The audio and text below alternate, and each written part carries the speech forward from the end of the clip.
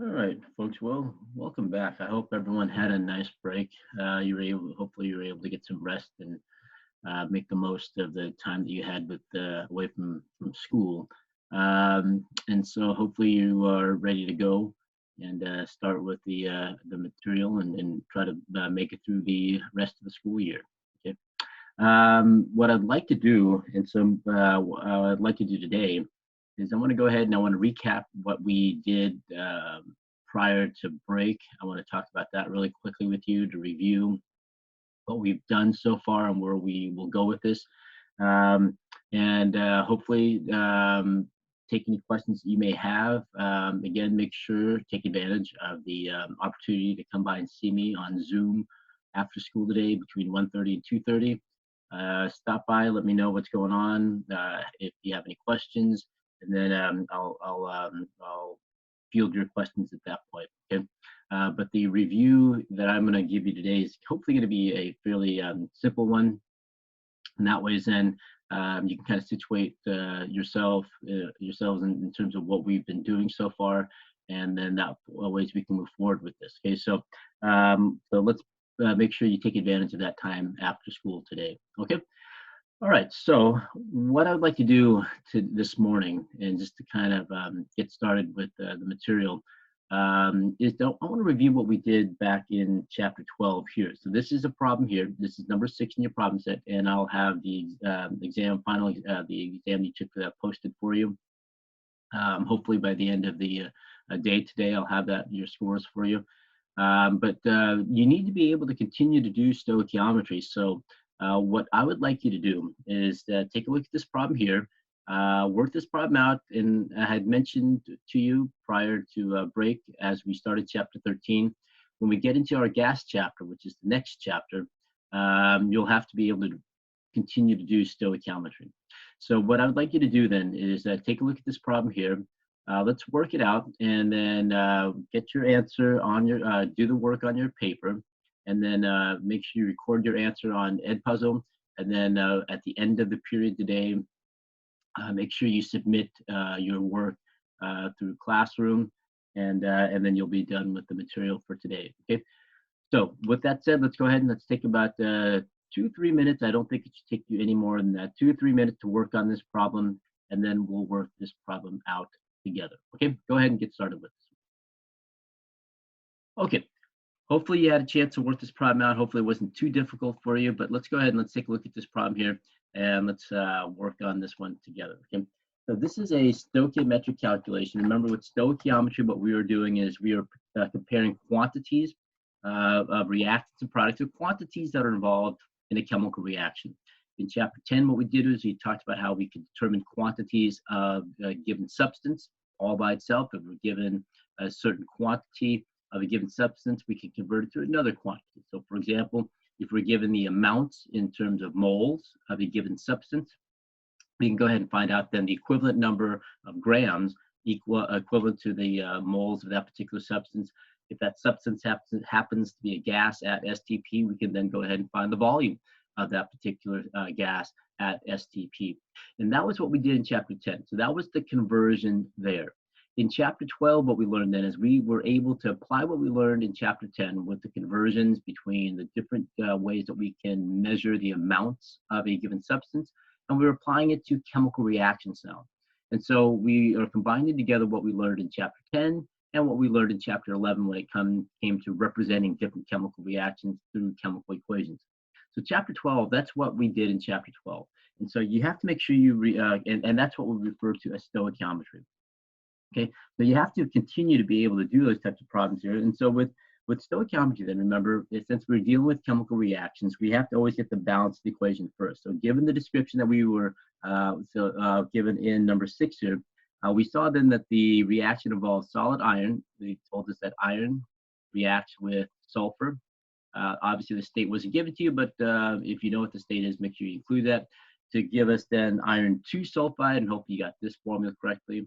Done correct. Okay, so iron 2 sulfide, and that's the balanced equation. So the equation is going to be balanced. Everything it works out. Okay, and so at this point, then what I suggested that you do then is write down what you were given. Okay, you're given then that you have 25 you start with 25 grams of iron and 32 grams, 32.0 grams of sulfur. Okay?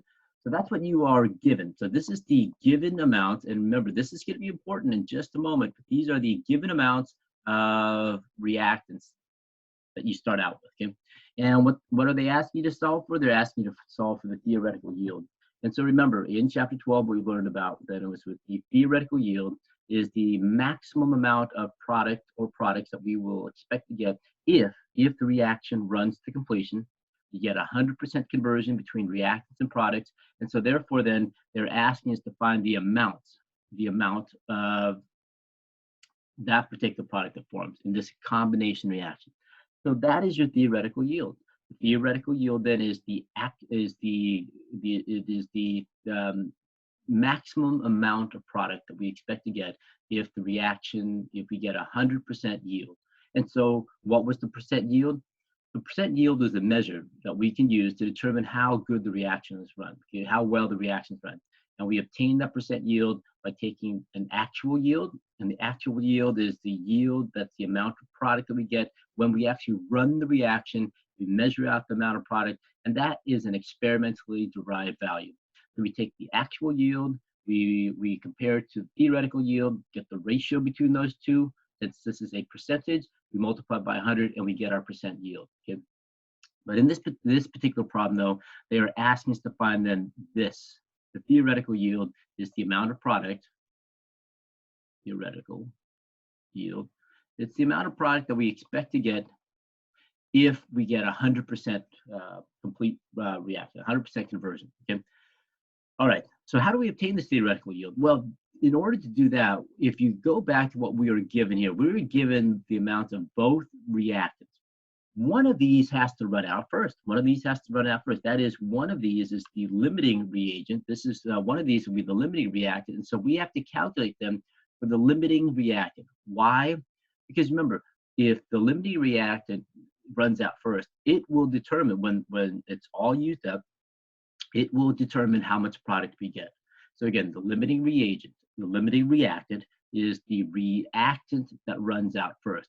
And so whenever you're given the amount of both reactants, whether it's in grams, whether it's in moles, or whether it's in volume, it doesn't matter. If you're given the quantities of both of the reactants, you have to calculate for the limiting reagent. Okay, so the very first calculation we have to do, we have to calculate for the limiting reagent in this particular problem. Okay, so if you're asked to find the theoretical yield, okay, you can't go and get that directly. You can't get that yet. You have to determine then which of these reactants run out first. And you have to do the limiting reagent calculation. Okay, that has to come first, okay, before we can do the theoretical yield calculation. So this actually involves two separate stoichiometric calculations. Okay. All right, so how then do we determine the limiting reagent? Well, essentially the limiting reagent, the calculation that we have to do here is going to be a conversion. It's going to be a stoichiometric conversion in which we are going to convert between the quantities of one reactant and the quantity of another reactant. So we can do two separate conversions here. You don't have to do both. I'll do both of them here for you. But there are two separate conversions here. Okay? The first one involves then asking then if you were given this amount of iron, what's the equivalent amount of sulfur? Okay, so the one of the conversions you can do is, again, you don't have to do both, is ask yourself the convert between grams of iron and the grams of sulfur, the equivalent amount of sulfur that's needed to use up essentially all 25 grams of iron. That's what this particular calculation is asking us to do. You can also do the following conversion. You can ask yourself then, if you're given 32 grams of sulfur, what then would be the equivalent amount of iron that is needed? So two separate stoichiometric calculations in which we're just comparing the reactant. Okay? You do not have to do both. You do one or the other. But what we want to be able to do then is we want to be able to get the calculated answer here. Once we get that and determine and use that to help us determine the limiting reagent. That means then after the calculation is done, we have to figure out what we need to do with this answer over these numbers over here. Okay, so I'm going to do both for you. that way then we can practice and review how we interpret those numbers, but you do not have to do both if you were given this problem on the in chapter 14 or on the final. Okay.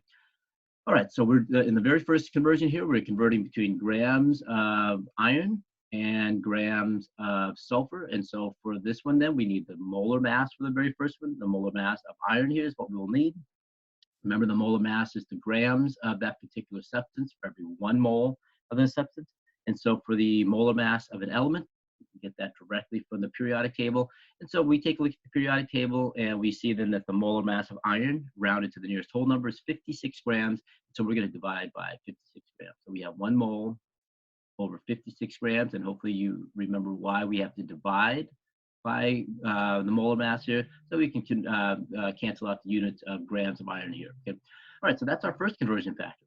The second conversion factor is going to be the mole ratio.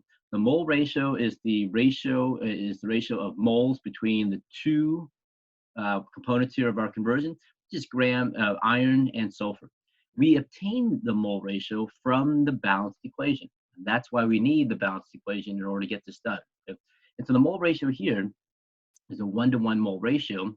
And so therefore then we'll have moles of sulfur on the top and moles of iron on the bottom. Why is that? Because then we can cancel out the moles of iron here. So here, this second conversion factor is what allows us to transition from iron to sulfur now. Okay. All right, so at this point then we have moles of sulfur. Our final, what we want to calculate for is the grams of sulfur. So then again, we would use the molar mass in order to get that done. The molar mass of sulfur taken from the periodic table is going to be 32 grams of sulfur for every 1 mole. Okay. So when you plug that in and you multiply by the molar mass of sulfur this time, then you'll cancel out the units of moles of sulfur cancel out. Okay, so we divide by the molar mass of iron. We multiply by the mole ratio of sulfur over iron, and then we go ahead and multiply by the molar mass of iron to get our final answer here, to get our calculated answer, which is going to be 14.3 grams of sulfur. Okay, we'll get back to what this number means in just a moment, but I want to go ahead and do the second conversion here for you, and hopefully, if you need to, go ahead and practice this as well to get an answer here. Okay, so we're going to start out with grams of sulfur here, which means that it's going to be moles of sulfur over 32 grams. So divide by the molar mass of sulfur, multiply by the mole ratio of iron over sulfur. Okay, so it's going to be moles of iron over moles of sulfur. Okay. And then finally multiply by the molar mass of iron, grams of iron over mole of iron. And if you do that, you're going to get then 32 grams, 56 grams of iron. Okay. All right, so what you need to make sure you understand then is this is the calculated amount. This is the calculated amount of sulfur that is needed, okay, to use up all 25 grams of the iron. This is the calculated amount of iron that is needed to use up 32 grams of sulfur, okay? All right, so let's take a look at what this means here then. And so how do we determine the limiting reagent from this? You compare the calculated answer to your given amount here, okay? So the calculated amount of sulfur, and I'll write this underneath here. This is the calculated amount. Calculated. Two different numbers here that we need to take advantage of. Okay, so the calculated amount of sulfur, which we got from this calculation here, is going to be 14.3 grams. Okay. The calculated amount of iron here is going to be 56 grams. Okay. All right. If you take a look at the sulfur here, the calculated amount is less than the given amount. Okay, so let's go ahead and I'll just write this to the side here. Okay, so if the given, and I'll write this as G, okay, the given amount of sulfur is greater than the calculated amount. Okay? If that is the case, then what we have to make sure to recognize here then is that we have more than what we actually need. We only need 14.3 grams of sulfur to use up the 25 grams of iron here.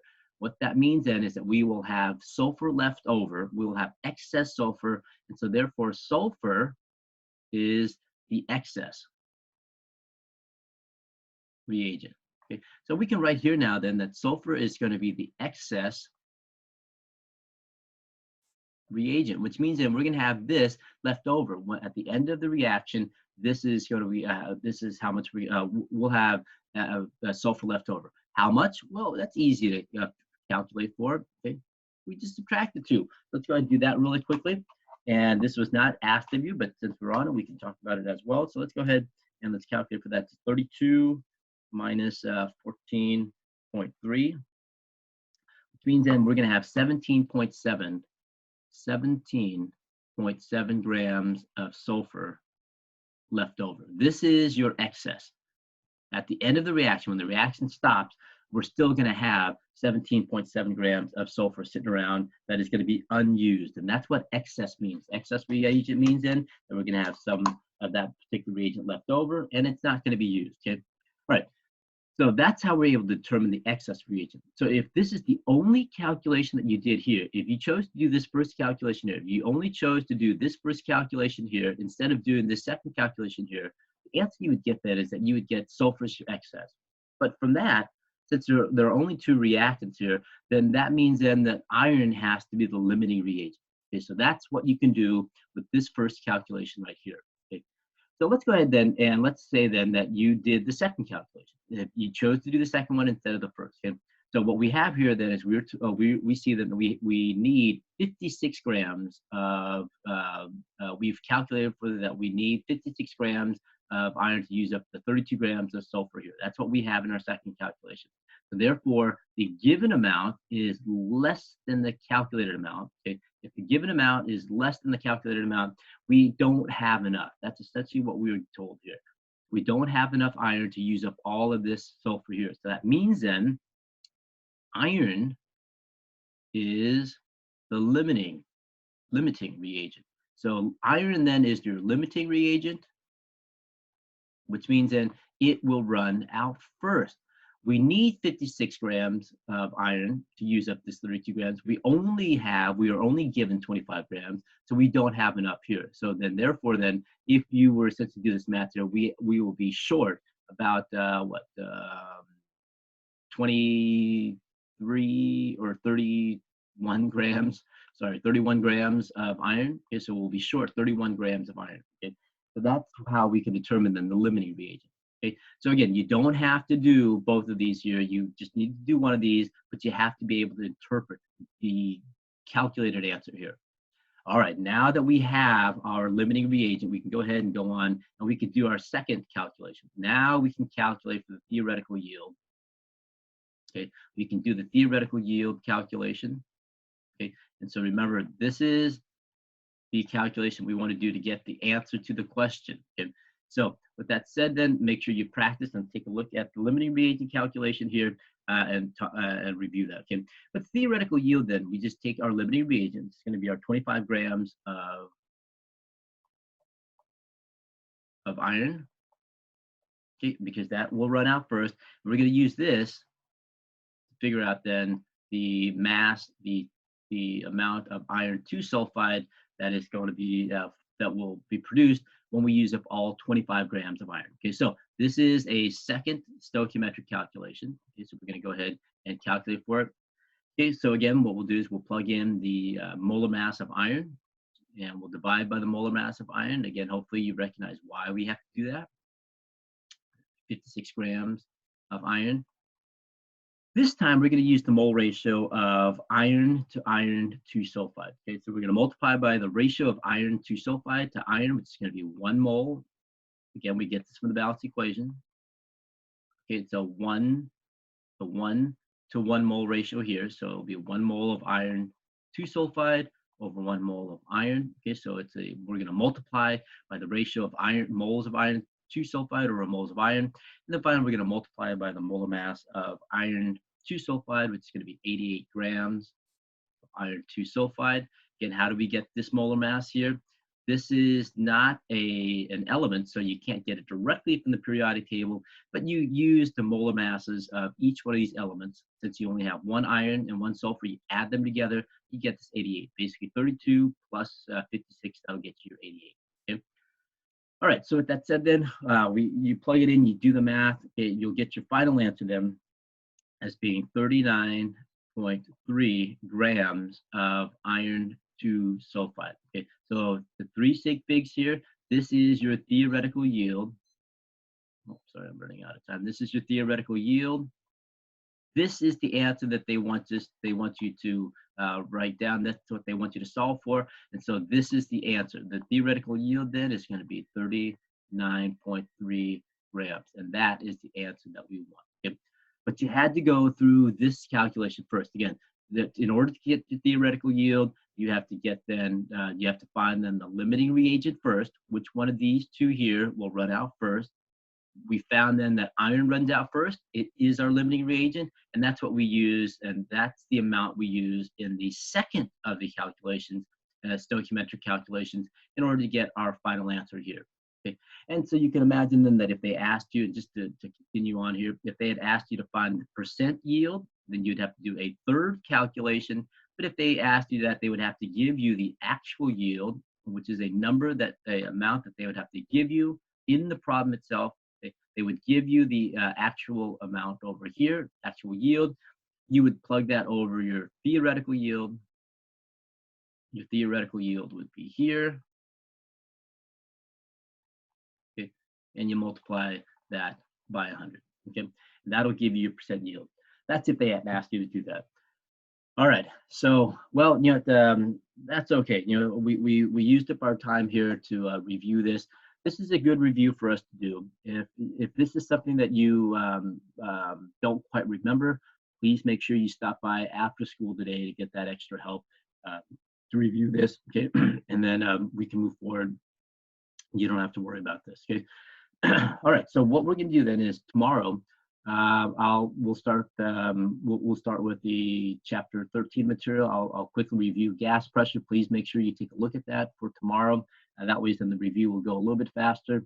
But like I said, if you have any questions, stop on by after school today, 1:30 to 2:30, and get that extra help. Okay. All right, folks. Well, good job. Hopefully, like I said, you had a good break, and let's try to finish up this year on a high note and try to get the material covered. Okay. All right. Very good, folks. I will see you tomorrow in class. Okay. I'll see you tomorrow.